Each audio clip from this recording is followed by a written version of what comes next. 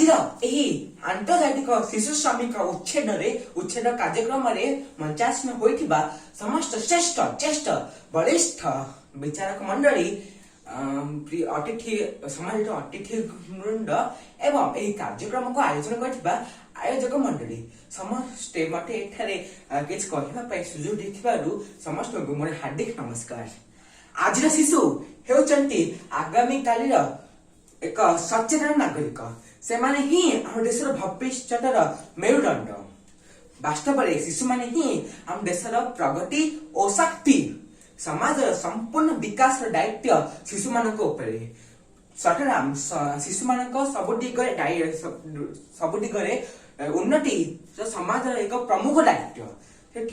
आम देशर प्रथम प्रधानमंत्री पंडित जवाहरलाल नेहरू कही जे शिशु आम देशर भविष्य नागरिक शिशु मानक अवहेला एक अक्षमणीय जातीय अपराध।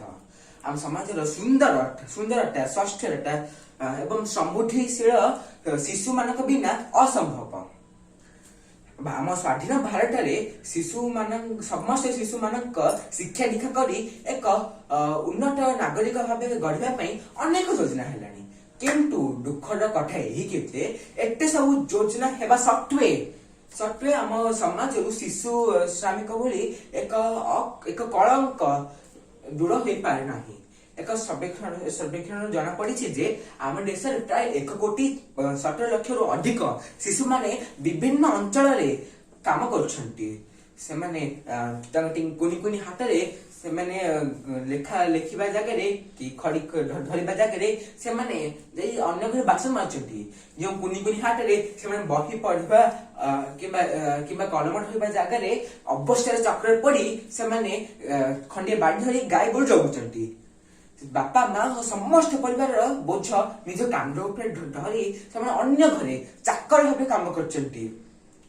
से जीवन को विपद पकाई केतक कल कारखाना काम करछंती।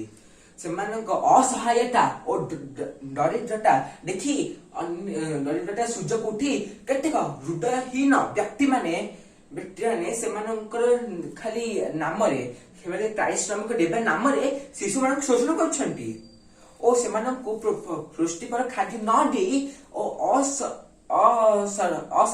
असफाहीन परिवेश रखी अनेक विभिन्न रोगर शिकार होती।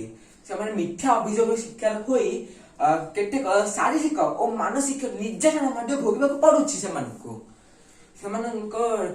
दुई मुठा भोजन से हाड़ भंग परिश्रम करने पड़ुछि। विभिन्न कारखाना काम करी निजर गुरुत्वपूर्ण अंग को हराई बसी अकर्मणीय हो पड़ुचंती और साहाय्य करने आग्रह प्रकाश करना घर विदा करा जाए।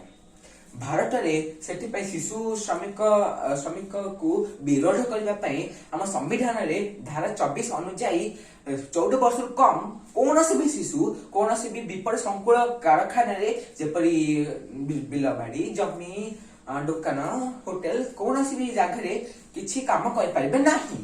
किंतु दुखर कथा यही कि आईन को आम समाज कड़ाकड़ी भाव पालन करने आग्रह नहीं।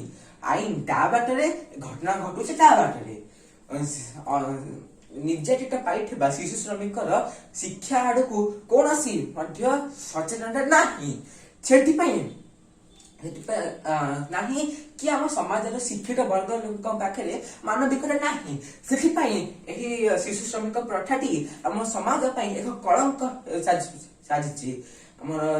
समाज देश जाति समस्त मंगल शिशु श्रमिक परी एक घृण्य कलंक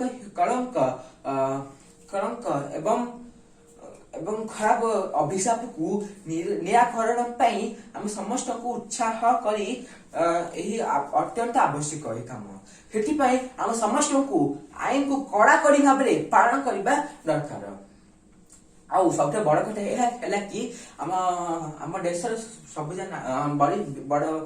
वरिष्ठ नागरिक मान सचेतनता शिशु मैंने जेकोसी अवस्थार सम्मुखीन हेले मध्य सेमाने सहायतार हाथ दया करी हाथ बढ़ाई देले ताहेले शिशु माने श्रमिक हेई नथांदे बरम सेमानकु पढ़िबार उच्च पढ़िबार सेमान केते सुयोग मिलथांता सेमानक मुहरे हस फुटी जाई थांता ओ सेमानक मुहरे हस फुटिले आम देशर भविष्य उज्जवल हेजी थांता केतक असहाय शिशु मान साहाय्य करने आम सरकार केते सरकारी साहाय्य स्वच्छसेवी अनुष्ठान तत्परता एवं सामान्य नागरिक मानकर